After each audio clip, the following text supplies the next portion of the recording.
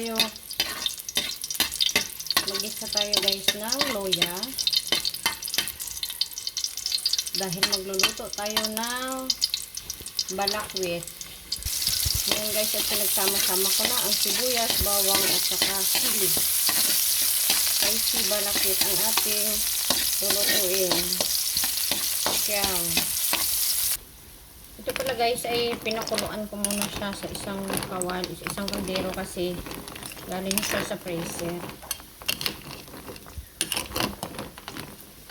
Ilagay ko kasi siya sa freezer para hindi siya masira.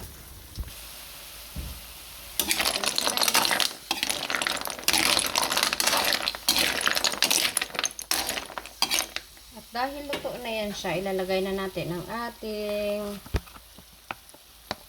gata.